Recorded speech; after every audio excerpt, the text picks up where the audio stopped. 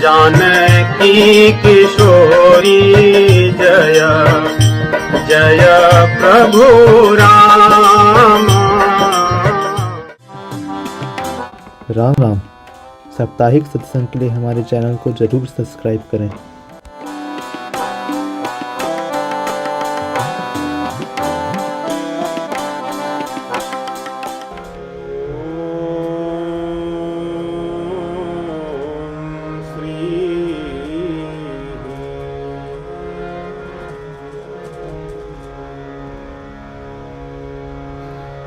श्री सीतानाथ समारंभां श्रीरामानन्दार्य मध्यमाम् अस्मदाचार्य पर्यन्तां वन्दे श्री गुरु परम्पराम्। बंदौ तुलसी के चरण जिनकीन्हों जग काज, कलि समुद्र बूढ़त लख्यो प्रगट्यो सप्त जहाज। राम राम। आज श्री रामचरितमानस के अरण्य कांड के 39 से 42 इन 4 दोहों के भावों को हम समझेंगे। आरंभ करने के पहले 2 मिनट हरि नाम संकीर्तन, उसके पश्चात कथा। श्री राम जय जय राम।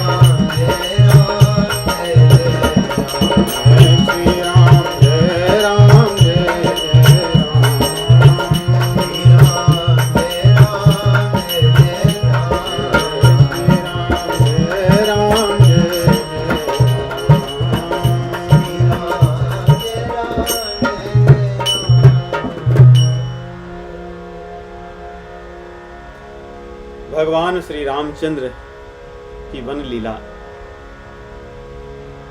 ऐसी है कि भक्तों को आनंद देने वाली और अभक्तों को, असुरों को मोहित करने वाली, सुरहित दनुज विमोहन शीला, देवताओं का, अच्छे लोगों का हित करने वाली और असुरों को या असुरी संपत्ति वाले लोगों को मोहित करने वाली, अर्थात मोह में डालने वाली, अर्थात माया के अधीन रखने वाली। आगे के कुछ दोहों में बस इसी बात का वर्णन है। इसलिए 39 दोहे के आरंभ में ही भगवान शिव जी कहते हैं, सत हरि भजन जगत सब सपना। तो चलिए, भगवान श्री रामचंद्र जी का हमने देखा कि माता शबरी जी को नवधा भक्ति का उपदेश देते हैं। उपदेश देने के पश्चात ये नहीं कहते कि आपको इसको सीखना है, कहते हैं कि आप में सारी 9 भक्तियां हैं। और उसका प्रमाण क्या है? कहते हैं कि भगवान कहते हैं कि बलपूर्वक उनको देते हैं। ऐसा लग रहा है कि शबरी माता जी कहती हैं, प्रभु मेरे भीतर कुछ नहीं है, इसलिए मुझे कुछ नहीं चाहिए। रामचंद्र जी कहते हैं ऐसा नहीं है, तुम्हारे भीतर सारे 9 के 9 हैं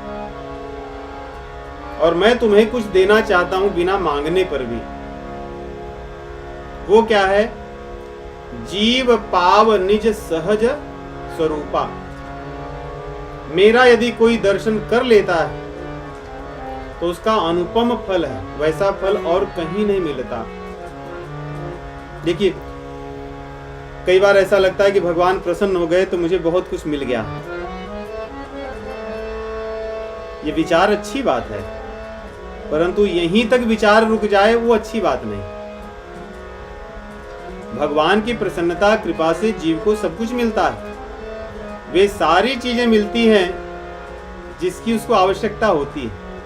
निर्धन को यदि धन की आवश्यकता है, भूखे को भोजन की आवश्यकता है, दुखियारे का दुख दूर हो जाए उसकी आवश्यकता है, रोगी का रोग दूर हो जाए उसकी आवश्यकता है।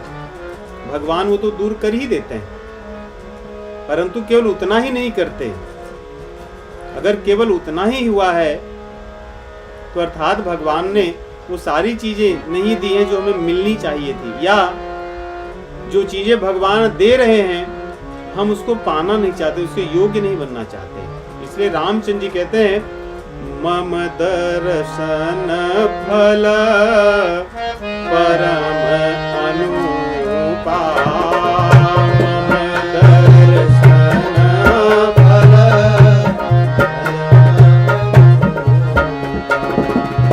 जीव पाव निज सहज स्वरूपा।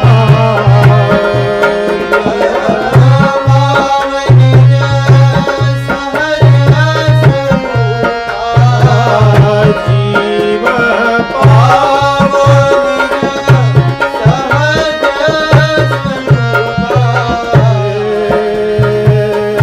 सहज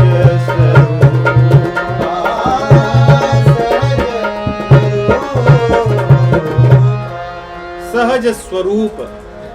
जीव का सहज स्वरूप दासानुदास का है, हरिदास का है, भगवान के दास होने का है। इसके अतिरिक्त और कुछ नहीं, क्योंकि वो भगवान का ही अंश है। जो जिसका अंश होगा उसी के गुण उसमें होंगे, वो उसी को मिलना चाहेगा, उसी की सेवा करना चाहेगा, उसी के गुणों को लेकर जाएगा सर्वत्र।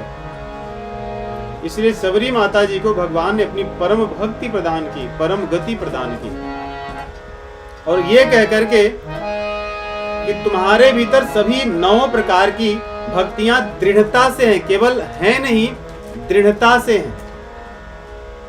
सोई अतिशय प्रिय भामिनी मोरे, सकल प्रकार भगति दृढ़ तोरे।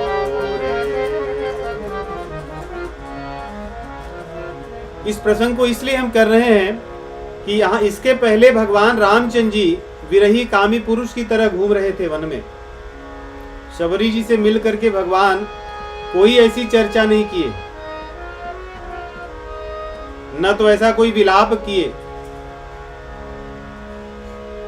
और यहाँ से निकलने के बाद भगवान की फिर दशा वैसी ही हो जाएगी।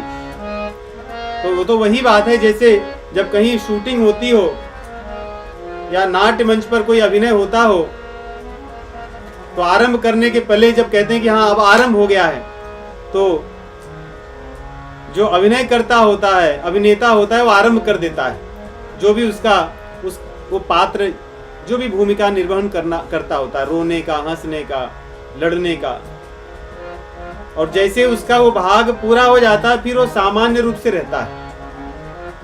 तो रामचंद्र जी यहाँ पर अभिनय ही कर रहे हैं, इसलिए शबरी माता जी से मिलने के पहले रो रहे थे विरह भाव में, एक कामी पुरुष की तरह।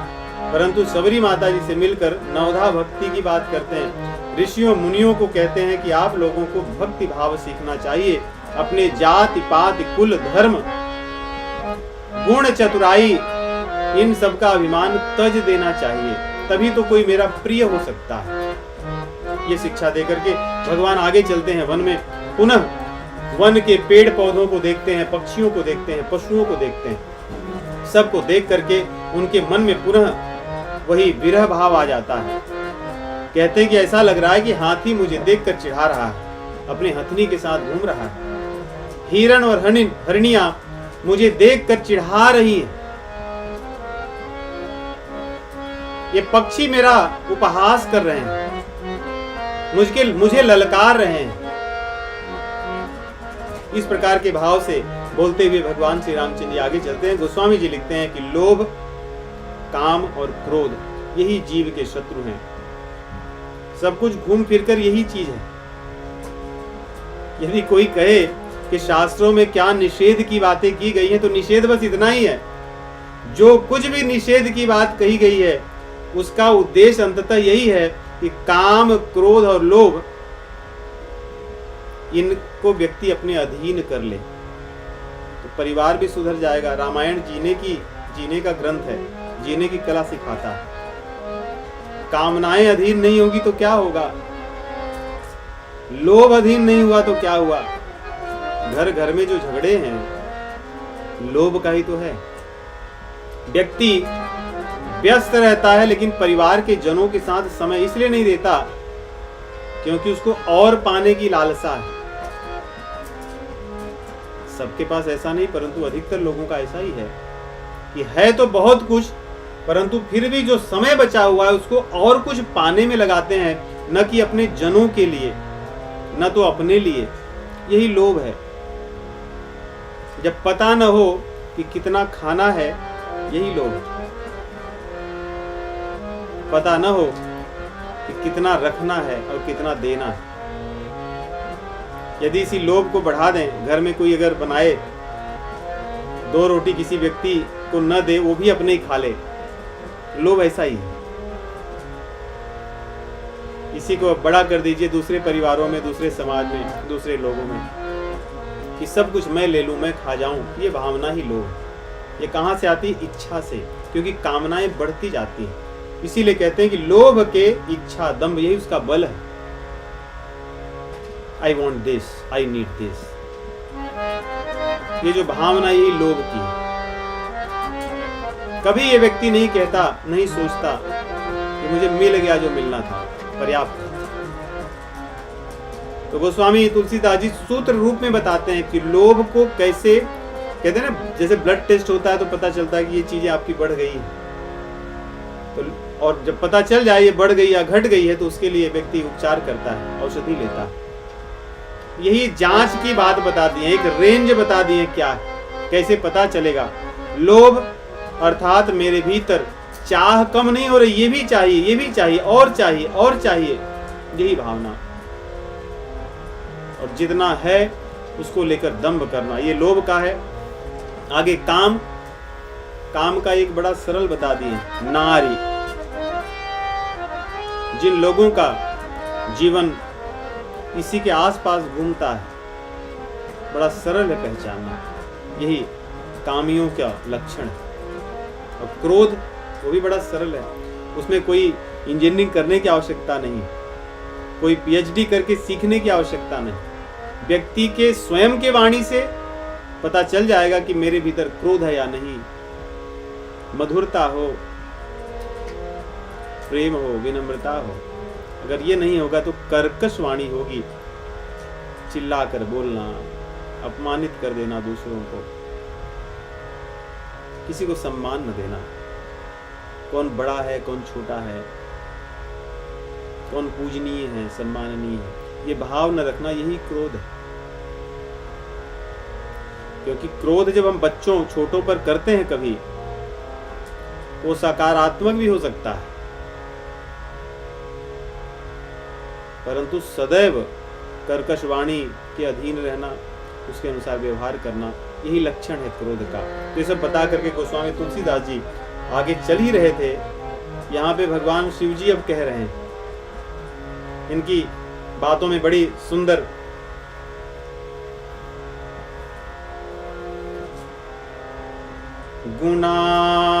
गुणातीत सचराचर स्वामी राम उमा सब अंतर जामी। यहाँ पे कह रहे हैं कि राम जी सब जान रहे हैं, कुछ छिपा नहीं है उनसे। अर्थात ये जो पेड़ पौधे पशु पक्षियों की बात कहे कि हाथी ऐसा सोच रहा है कि थोड़ा दूर हो जाओ, ये व्यक्ति सही नहीं है, ये अपने पत्नी की रक्षा नहीं कर सके, हो सकता है तुम्हारा भी अपहरण हो जाए। हिरनिया कह रही है कि इससे चिंता करने की जरूरत नहीं है, ये लोग क्या करेंगे हमारा, ये तो अपनी पत्नी की रक्षा नहीं कर सके तो हमें क्या करेंगे, ये हमारा क्या वध करेंगे, और ये तो वध स्वर्ण के मृगों का करेंगे, हम लोग तो स्वर्ण के नहीं। इसलिए यहाँ पे कहते हैं कि रामचंद्र जी अंतर्यामी हैं, ऐसा नहीं कि वो ऐसे सोच रहे हैं।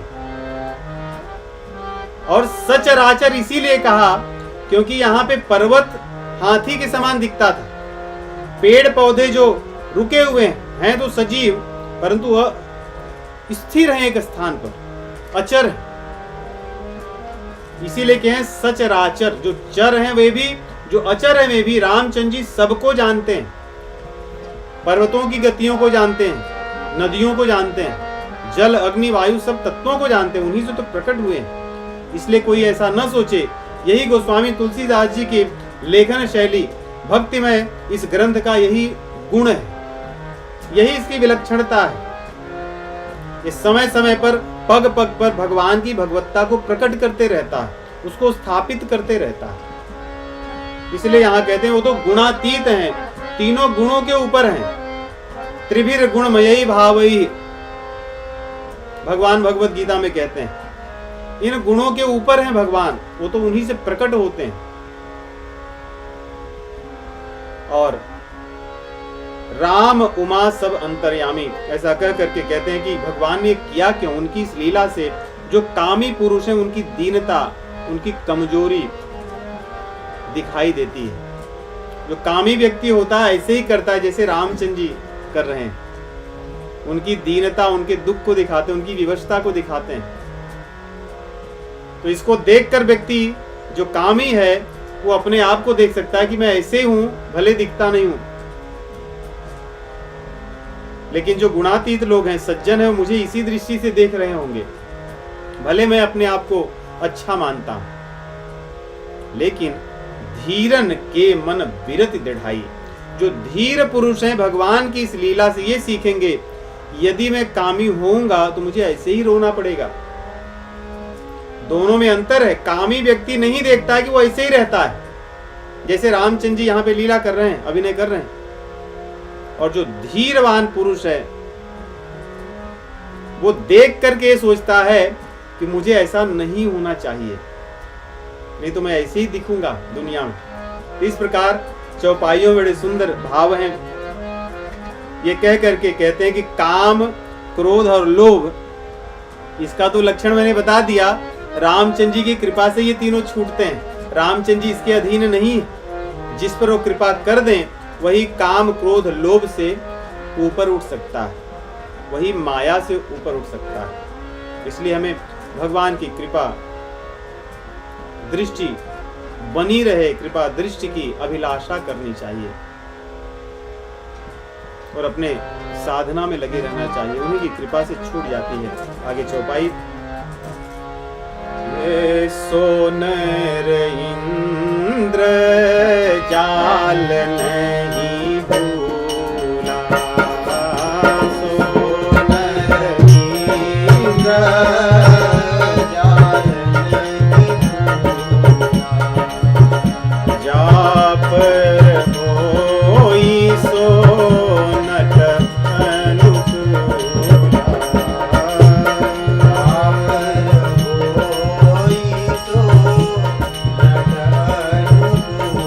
बहुत सुंदर ये चौपाई है। अर्थात जैसे नाटक होता हो मंच पर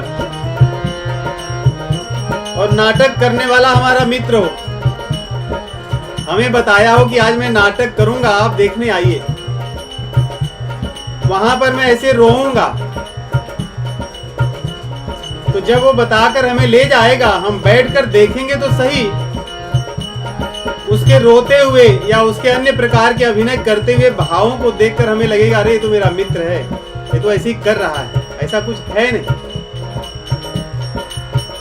यहाँ पे यही कह रहे हैं भगवान शिव जी, जो इस नट को जानता है, नटवर को, यही नटवर राज हैं, जो इन नटवर को जानता है वो इस माया के चक्कर में नहीं पड़ता, वो काम क्रोध लोभ इन सब को देखता है कि आ रहे हैं और जाएंगे, इनके चक्कर में फंसता नहीं है। इसलिए नटवर हमारे मित्र हों, हमारे स्वामी हों, हमारे सखा हों, जिस भाव से भी हम इन नटवर को पूजें उसी में हमारे जीवन की सार्थकता है। आगे कहते हैं,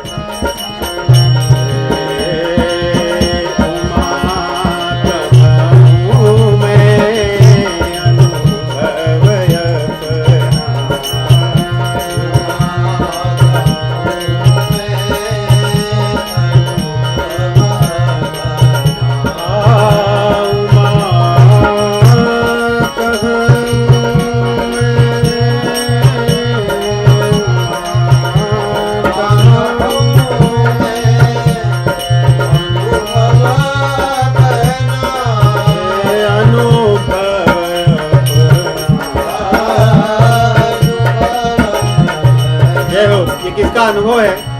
भगवान शिव जी का। भगवान शिव जी का अनुभव हो तो बात ही अद्भुत है। ये कामियों का अनुभव हो तो बात अलग है,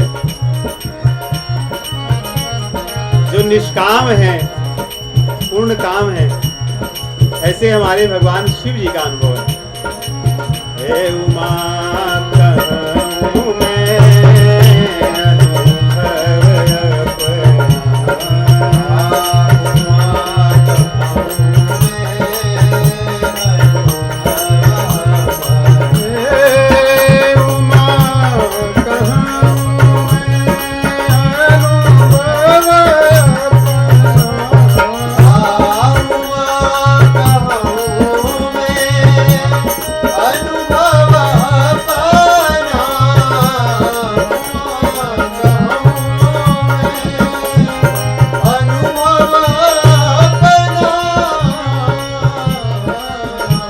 अनुभव भी कितना सुंदर कि बस एक छोटी सी पंक्ति में अनुभव है, कोई बहुत कुछ बड़ा नहीं है, बहुत स्पष्ट है। जब कोई स्पष्ट होता है तो कम शब्द में बात कह देता है। सत हरि भजन, सत्य क्या है? सत हरि भजन। और असत क्या है? सत हरि भजन। जगत सब सपना,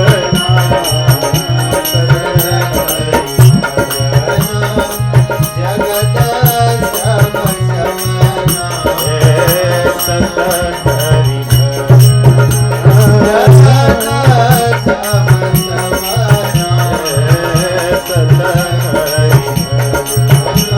जगत सब सपना।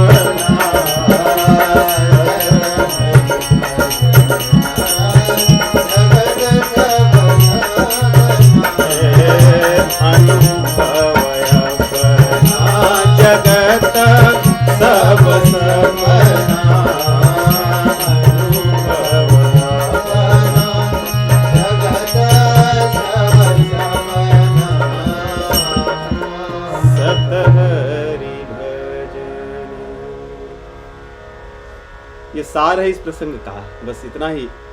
भगवान शिव जी कहते हैं उमा को नाम लेकर संबोधन करके कि सुन लो। और उमा इसलिए जो पूरे संसार की मां है, जो सब पर कृपा करने वाली है, उनको कह रहे हैं सत हरि भजन। भगवान का भजन ही वास्तव में काम की वस्तु है। यहाँ पे सपना अर्थात जो स्थिर नहीं रहने वाला, जैसे सपना कभी रहता नहीं है, जागने पर खत्म हो जाता, समाप्त हो जाता है और उसकी कोई वास्तविक सत्ता नहीं होती है कि जो हमने सपना देखा था वही है ये। और वास्तव में अगर वैसी चीज होंगी भी तो वो वहां नहीं है। जैसे सपने में हमने देख लिया कि हम आकाश में उड़ रहे हैं, तो वो सपने में जब तक थे तब तक ही था, वास्तव में उसकी सत्ता नहीं थी, न तो सोने पर और न तो जगने पर। सोए थे तभी भी वो नहीं था, बस प्रतीति थी। दूसरा भाव यहाँ पे वैष्णव सिद्धांत के अनुसार जगत भी भगवान का ही स्वरूप है, परंतु इसकी नश्वरता जो है, उसकी अस्थिरता जो है, यही यहाँ पे सपना है, यही यहाँ पे मिथ्या, यही यहाँ पे असत है। जो जैसा है वैसा दिखेगा, जो जैसा दिख रहा है वैसा है नहीं। दूसरा ऐसे समझे, एक संसार हमारे मन में भी रहता है, वो कभी टिकता नहीं है। एक संसार तो बाहर दिख रहा है, मन का संसार बहुत बड़ा है और बहुत बदलता रहता है। ये भी वास्तविक होता नहीं है, वो आता है और चले जाता है। इसलिए मन के संसार में न रम करके भगवान में रमना, यही यहाँ इस चौपाई का मुख्य उद्देश्य है। यहाँ रामचंद्र जी रम रहे हैं वन में, तो उनकी बाहर की चीजों को जो हम देख करके काम, क्रोध, लोभ, ये संसार में फंसाने वाली, असत की ओर ले जाने वाली जो चीजें हैं, इसमें न रमना, वास्तविक जो भगवान साक्षात हैं उनमें रमना, उनके प्रति प्रेम करना, यही सत्य है, यही हरि भजन है। ऐसा कह करके भगवान आगे कहते हैं पुनि प्रभु गए सरोवर तीरा, पंपा नाम सुभग गंभीरा। अब पंपा सर पे भगवान पहुंचते हैं। पंपा सर का बड़ा सुंदर वर्णन है। कहते हैं कि जैसे संतों का हृदय होता है वैसे ही पंपा सरोवर है। यहाँ संतों का हृदय क्या है? संतों के हृदय में भगवान विराजमान होते हैं, निर्मलता होती है और अच्छे लोगों को वहां से बहुत कुछ मिलता है। दुर्जनों को वहां नहीं मिलता कुछ, लेकिन दुर्जन जाए फिर भी उनके लिए उपलब्धि होती है, चाहे तो ले सकते हैं। इसलिए पंपा सरोवर का वर्णन यहाँ पे करते हुए कहते हैं इसके चारों ओर जो घाट हैं मन को हरने वाले हैं। इसका जल बड़ा मनोहर है। सभी पशु पक्षी आते हैं यहाँ पे जल ग्रहण करते हैं, ऋषि मुनि आते हैं, वे भी यहाँ से जल ग्रहण करते हैं। जैसे कोई उदार व्यक्ति हो, उसके यहाँ कोई भेदभाव नहीं हो, ले जाए सब कुछ। जैसे भगवान शिव जी उदार हैं, जो चाहिए सो ले जाओ, सबकी कीमत उतनी ही है सांसारिक चीजों के लिए, और आध्यात्मिक चीजों के लिए एक दूसरी कीमत। तो वैसे ये भी उदार है। जन उदार गृह जाचक भीरा, जैसे उदारों के घर में मांगने वालों की भीड़ लगी रहती है, वैसे ही सरोवर के आसपास पशु पक्षी ऋषि मुनि सब भीड़ लगाए रहते हैं। वहीं पर भगवान भी पहुंचे। अब इसका वर्णन बड़ा सुंदर है। देखिए, कह रहे पुरैन सघन ओट जल बेगी न पाई मर्म, माया छिन्न न देखिए जैसे निर्गुण ब्रह्म। अरण्य कांड के एक एक दोहों में सिद्धांत छिपा हुआ है, वेदांत शास्त्र छिपा है। कह रहे हैं कि इस जल के, जो निर्मल जल है पंपा सरोवर का, इसके ऊपर चारों ओर कमल खिले। पुरैन सघन ओट, पुरैन अर्थात कमल। कमल खिला है इतना कि इसके भीतर जो, इसके नीचे जो जल है वो दिखता नहीं, लेकिन फिर भी निर्मल जल बोले, क्योंकि भीड़ लगी है उसको देख करके। ऋषि मुनि आए हैं, सब पी रहे हैं, उपयोग कर रहे हैं। तो जल दिख तो नहीं रहा है परंतु है निर्मल।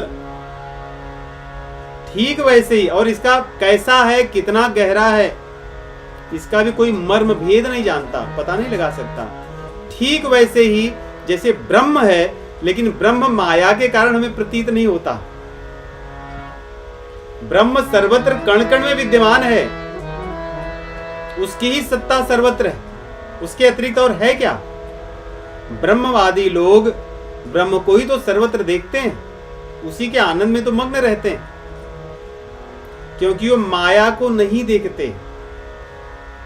जैसे यहां पर सरोवर पर आए हुए लोग इन कमल के पुरैनों से उनको कुछ लेना देना नहीं है, जल का सेवन कर रहे हैं, उनको जल का भेद नहीं पता है। जैसे उसी प्रकार जैसे योगी व्यक्ति माया को न देख करके ब्रह्म को ही देखता है, उसी का दर्शन करता है और उसी में मग्न रहता है। जैसे ऋषि मुनि, पशु पक्षी अर्थात पंपा सरोवर के पास रहने वाले सभी लोग ब्रह्मवादी लोग हैं, ब्रह्मज्ञानी लोग हैं।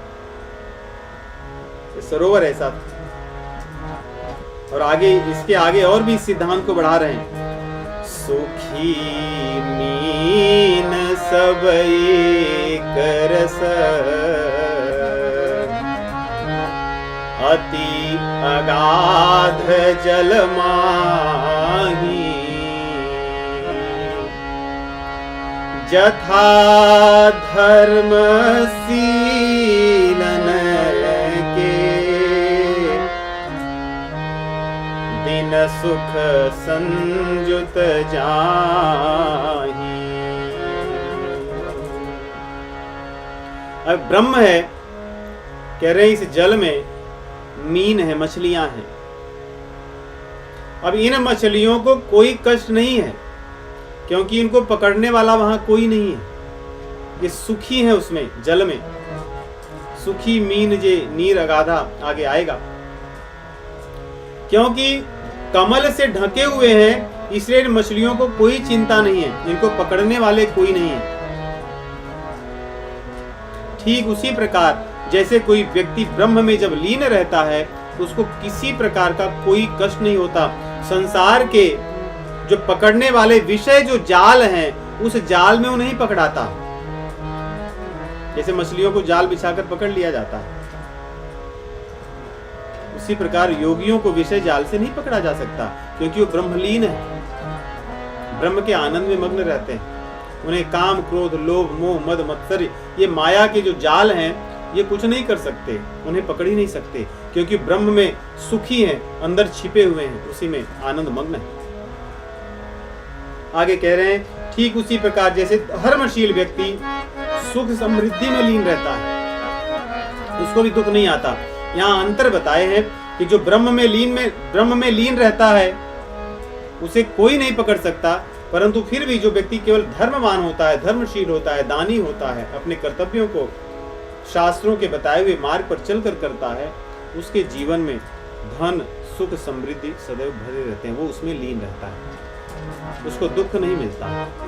इस प्रकार कह करके आगे जो कमल हैं, कमल भी कैसे, अब यहाँ से देखिए निर्गुण ब्रह्म के बाद अब सगुण ब्रह्म की तुलना कर रहे हैं, उसका वर्णन कर रहे हैं। बिकसे सरसी जनाना रंगा मधुर मुखर कुंजत बहुरंगा,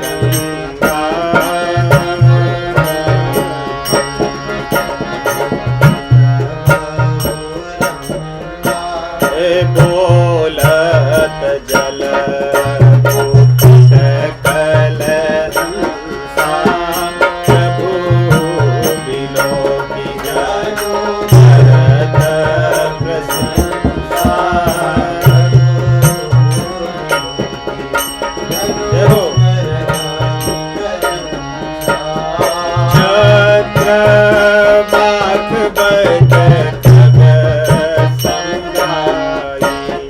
देखा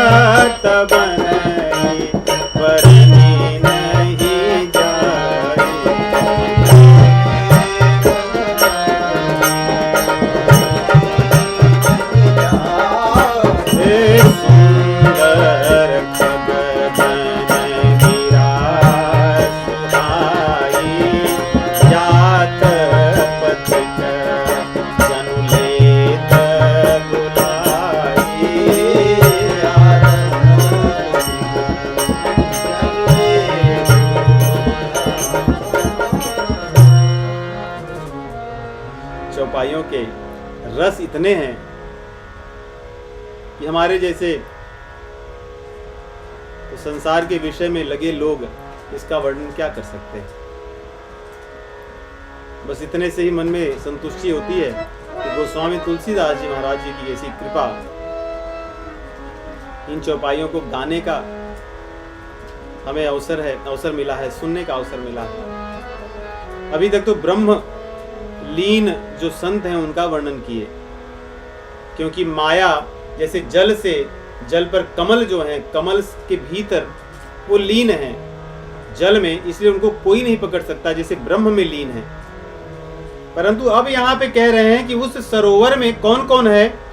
जल कुक्कुट, जल पक्षी हैं, कलहंस हैं, अन्य चक्रवाक हैं, बकुले हैं, अन्य और पक्षियों के समुदाय हैं। देखिए,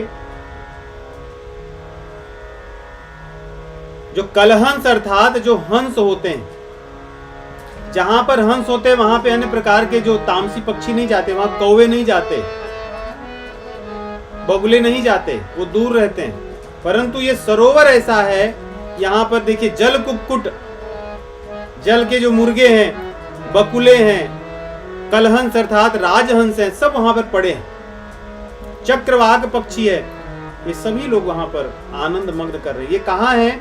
उस सरोवर के या तो ऊपर हैं, या तो उस कमल के आसपास हैं, या तो उसके किनारे, अर्थात ये ब्रह्म में ही है। परंतु ब्रह्म में इनकी दृष्टि न होकर के निर्गुण ब्रह्म में इनकी दृष्टि बाहर जो सगुण ब्रह्म रामचंद्र जी हैं, ये उसमें, और ये लोग आनंद में बोल रहे हैं, कीर्तन भजन कर रहे हैं। बाकी योगी जो है वो तो ब्रह्म में लीन है, लेकिन जो सगुण उपासक हैं, ये ब्रह्म में रहकर भी इनको ब्रह्म का ज्ञान नहीं है, अर्थात ब्रह्म का अनुभव न होकर के सगुण स्वरूप साक्षात जो भगवान है उनके गुणों का गान कर रहे हैं। और गान करते हुए जो लोग इसके परे हैं उनको बुला रहे हैं। सुंदर खगगन गिरा सुहाई, जात पति गजन लेत बुलाई, जात पति गजन लेत बुलाई।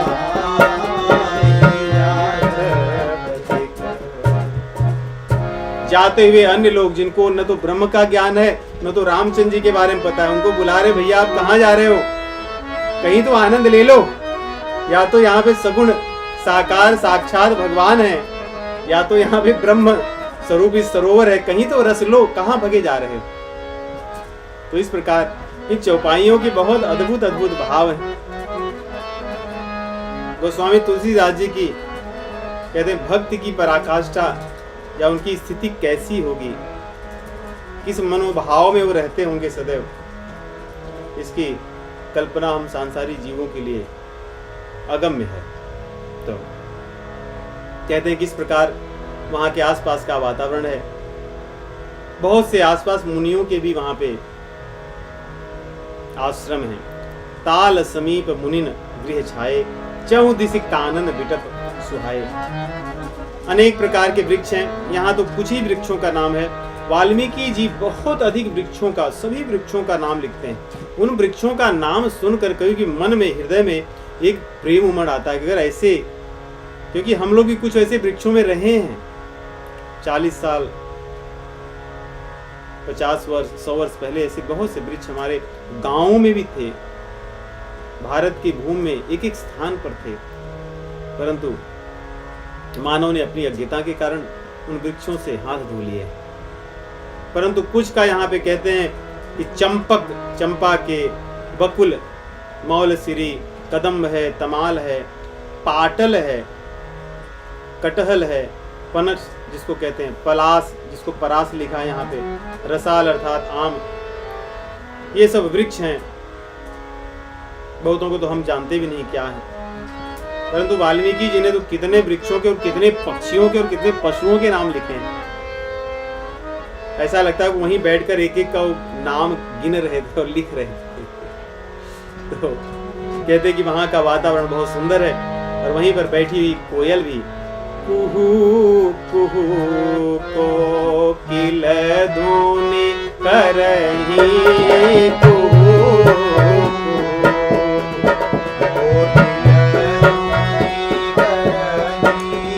सुनी रव सरस ध्यान मोहि हरहि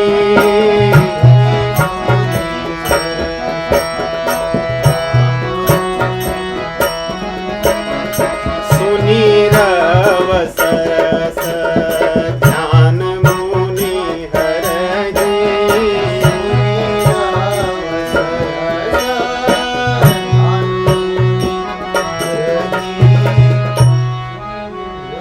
तो इस प्रकार वहां का वर्णन करके गोस्वामी जी कहते हैं ये जो पूरा वातावरण है, यहाँ का जो क्षेत्र है, ये केवल वहां पे रहने वाले पशु पक्षी ही नहीं, कह रहे हैं पेड़ पौधे भी उपकारियों के समान हैं, इनमें भी चेतनता है, ये रामचंद्र जी के स्नेह से भरे पूरे हैं, उनके प्रति इनके भीतर प्रेम भाव है, सब अपने जो सूरज फल हैं उनको लाद लिए हैं, उनको भर लिए हैं कि आज हमारे प्रभु आए हैं, उनकी सेवा देनी है मुझे, उनको जो अच्छा लगे सो खाएंगे। लताएं जो वृक्ष हैं, पक्षी कुहू कुहू कोकिल आवाज कर रही है, अन्य जो हंस हैं सभी आवाज कर रहे हैं, बकुले भी उसमें अपनी तान छेड़े हैं, जो भी पक्षी हैं सब रामचंद्र जी की सेवा कर रहे हैं। इसलिए यहाँ कह रहे हैं जैसे उपकारी पुरुष धन आने पर झुक जाता है और अहंकारी व्यक्ति धन आने पर अकड़ जाता है, यही लक्षण है। धन संपत्ति संसार का वैभव हो तो झुक जाएं, जैसे वृक्षों में जब फल आते हैं तो झुक जाते हैं, जिससे दूसरों के काम में आ जाएं। हम जो भी कमाते हैं उनको लेकर नहीं जाते। हमने भागवत पुराण में देखा, वृत्रासुर ने बड़ी सुंदर बात कही कि जीव संपत्ति को कमाता है और उसका उपयोग नहीं कर पाता, तो फिर क्यों कमाता है? ये तो मूढ़ता ही है, कोई बुद्धिमत्ता तो नहीं है कि हम उस चीज के पीछे पड़े हैं जिसका हम उपयोग नहीं करते। पड़े हैं तो अच्छी बात है, परंतु उपयोग तो हो।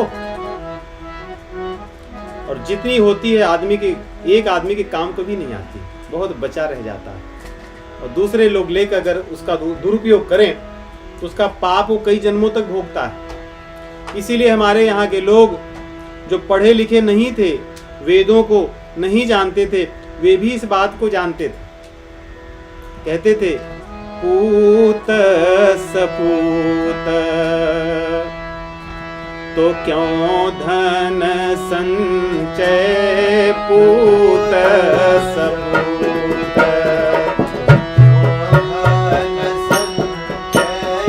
पूत सपूत तो क्यों धन संचय,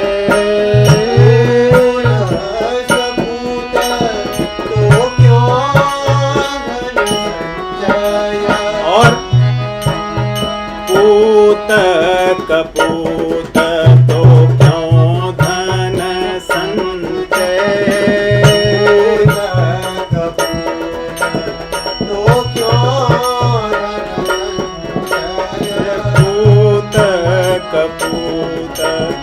क्यों धन संचय।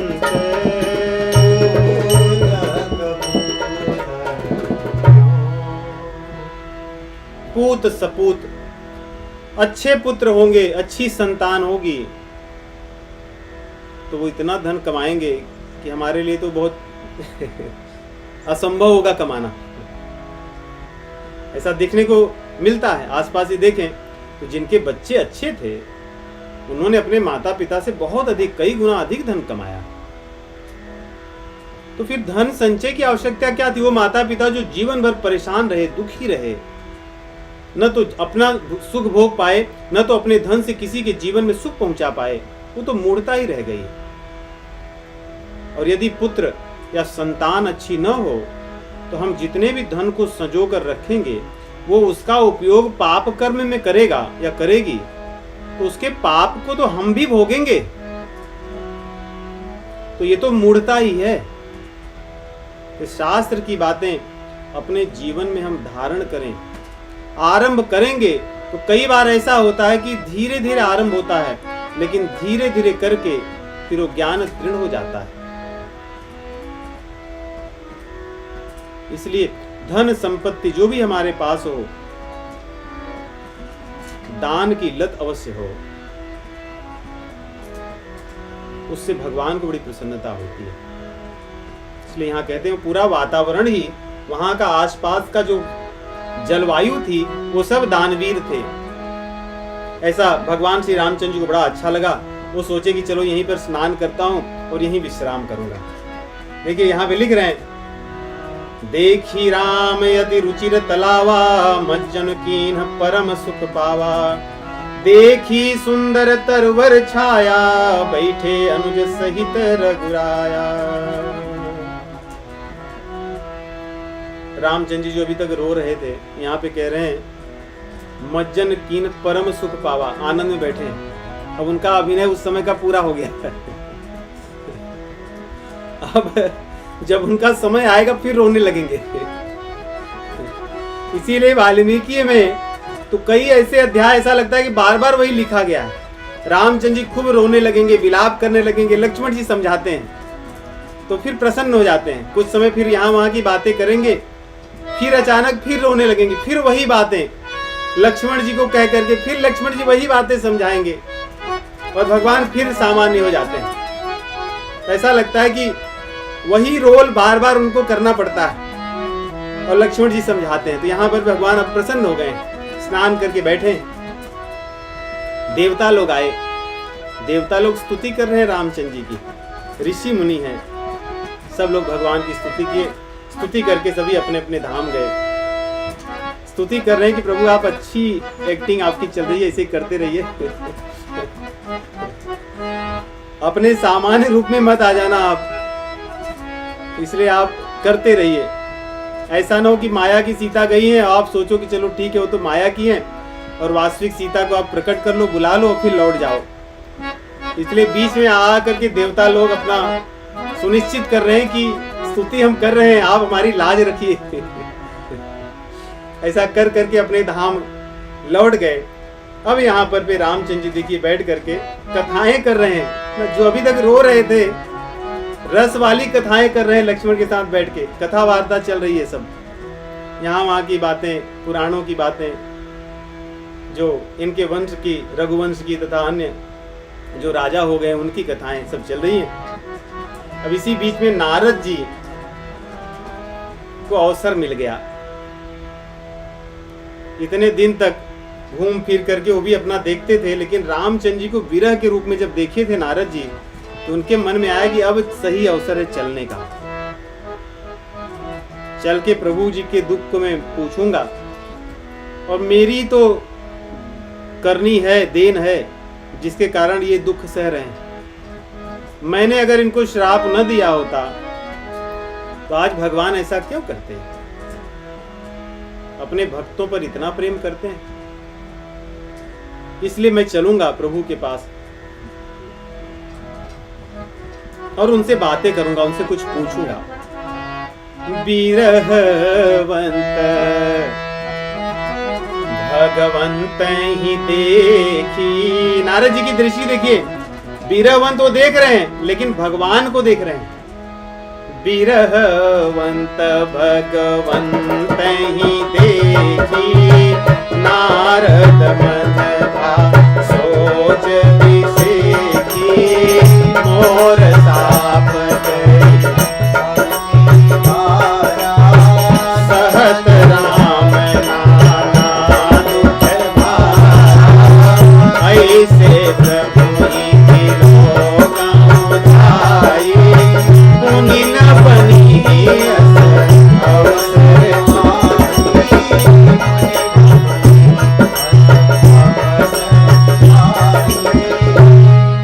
पुनि न बनी अवसर आई। अब ऐसा अवसर बाद में पता नहीं मिले न मिले, क्योंकि बार बार तो ऐसी लीला करते नहीं है। ऐसा अवसर जाके देखूं। कई संत ऐसे भी भाव करते हैं, वास्तव में वो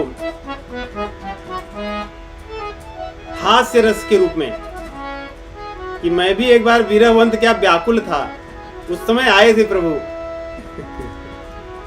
और आकर के मुझे पूछे थे कि नारद जी क्या बात है, सब ठीक ठाक है। तो मैं भी ऐसे सर पे चलता हूं, प्रभु जी से पूछूंगा सब ठीक ठाक है।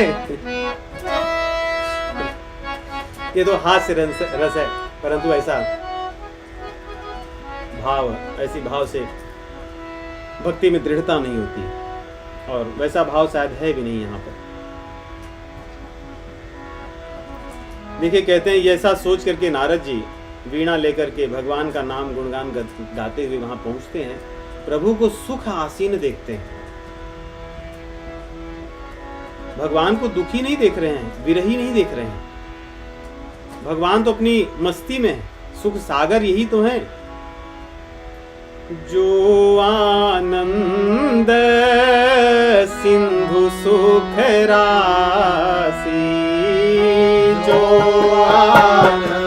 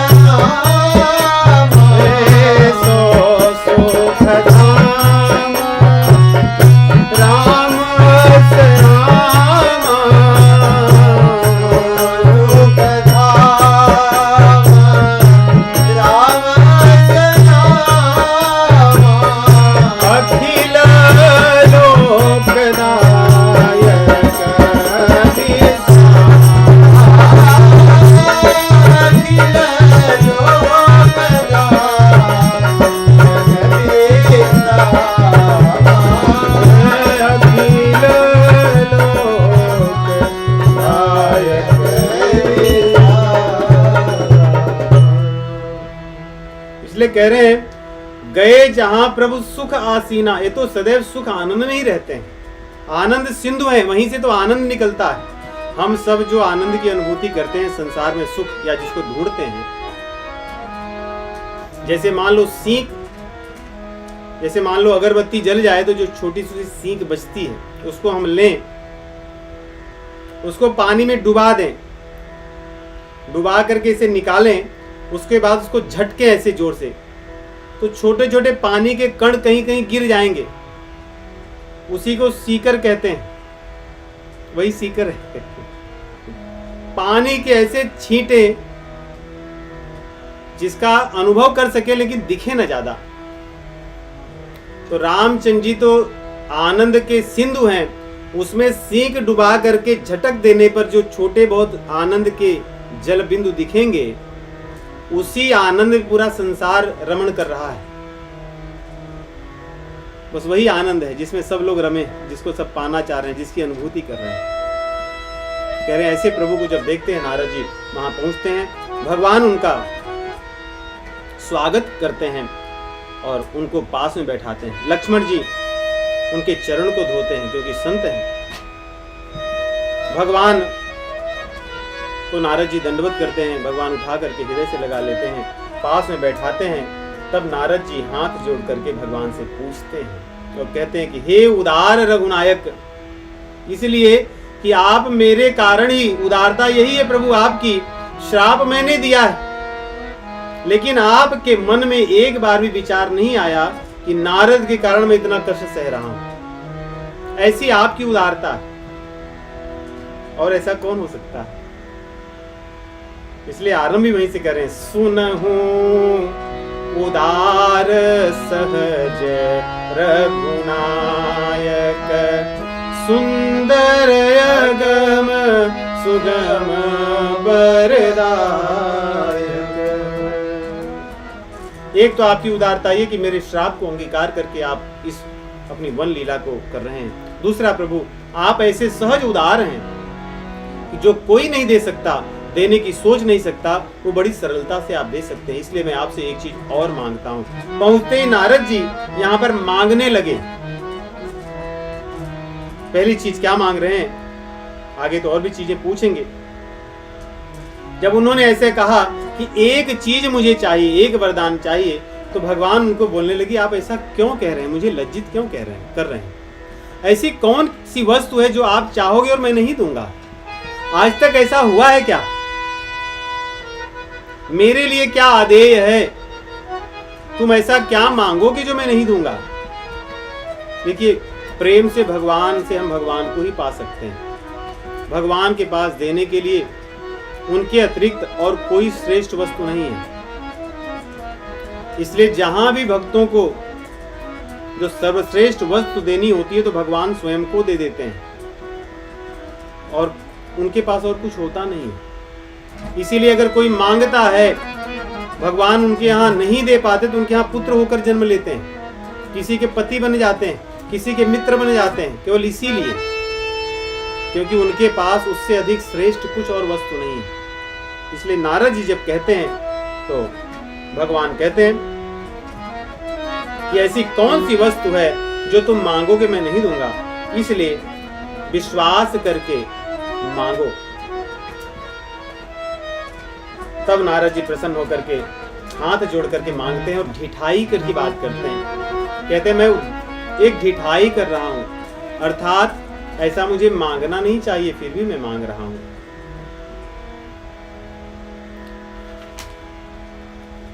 यहां पर कई बार ऐसा लगता है कि ऐसा नारद जी ने क्यों मांगा, परंतु नारद जी की जो इच्छा है बहुत ही अद्वितीय है, अनुपम है। ऐसा कोई और नहीं मांगा है वैदिक वाङ्मय में।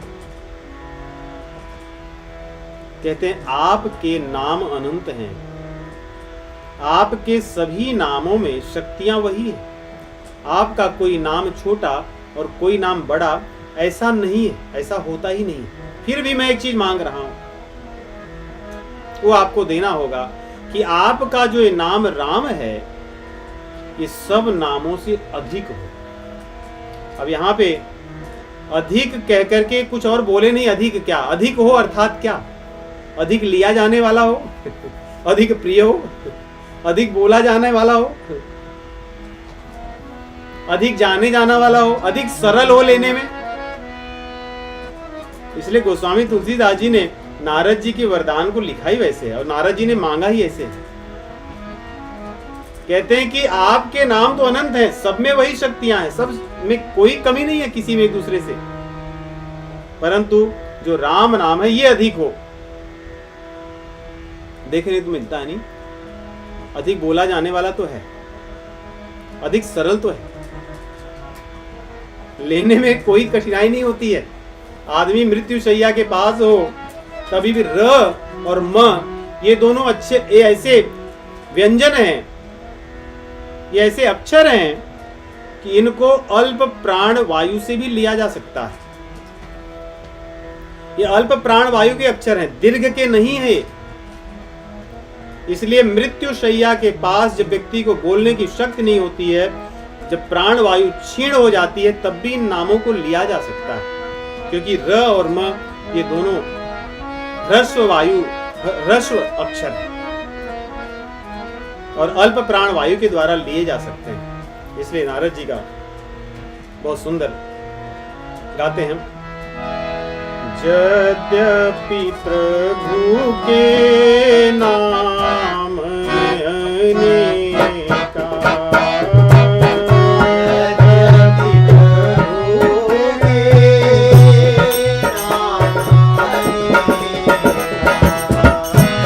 कह अधिक एक तेरे।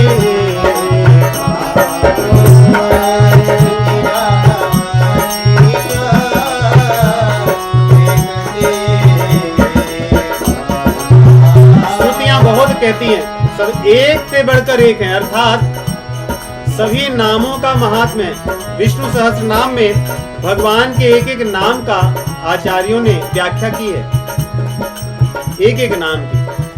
और भगवान के सभी नामों को भगवान ने सार्थक किया। यदि भगवान का नाम अजित है तो भगवान ने अजित अवतार लेकर उस नाम से वो अजित का काम किया।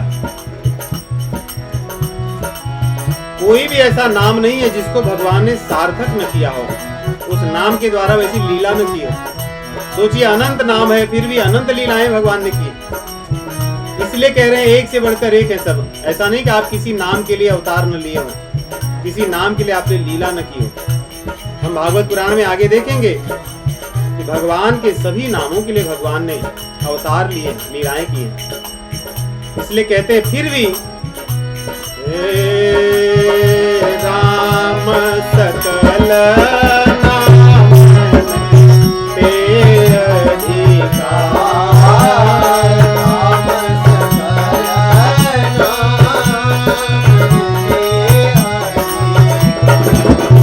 राम सकल नाम पे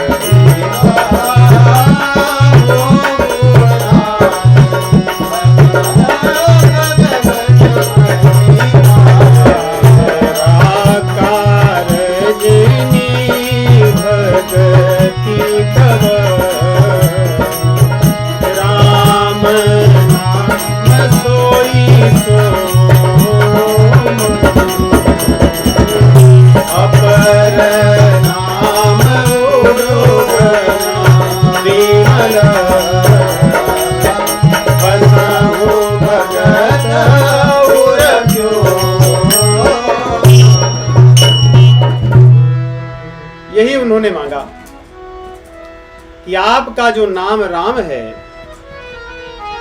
हो सकल नामन ते अधिका, अन्य सभी नामों से अधिक हो। और आगे क्या मांग रहे हैं? कहते हैं जो भक्तों का हृदय है वही आकाश है। उस हृदय में जैसे आकाश में पूर्णिमा की रात्रि होती है, पूर्णिमा की रात्रि में चंद्रमा मुख्य होता है और बाकी सब तारे या नक्षत्र होते हैं। यहाँ पे उड़गन का अर्थ नक्षत्र भी लिया जा सकता है और तारे भी ले सकते हैं।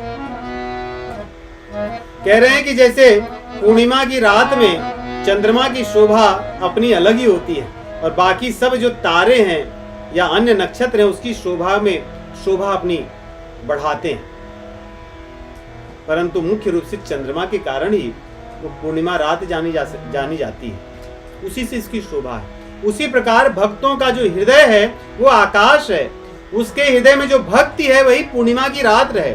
और भक्ति रूपी पूर्णिमा रात्र में आपका नाम जो राम है वही चंद्रमा है, तथा आपके जो अनंत अन्य नाम है वो तारे और नक्षत्रों के समान उसके हृदय में विराजमान हो। ये उन्होंने मांगा। इसका मतलब ये नहीं कि केवल चंद्रमा के साथ साथ अन्य तारों का भी आनंद अलग है। इसलिए राम नाम तथा अन्य भगवान के नाम सभी मिलकर भक्तों के हृदय में भक्ति रूपी पूर्णिमा रात्रि की शोभा बढ़ाते हैं, शोभा बनाते हैं। यही नारद जी ने वर मांगा और भगवान ने कहा एव मस्तु मुनिसन कहु कृपा सिंधु रघुनाथ। और भगवान ने कहा कि एव मस्तु, ऐसा ही होगा, और हुआ ऐसी। तो यहीं पर विराम करेंगे, अगले सप्ताह आगे की कथा। श्री राम जय जय राम, श्री राम जय जय राम, श्री राम जय राम।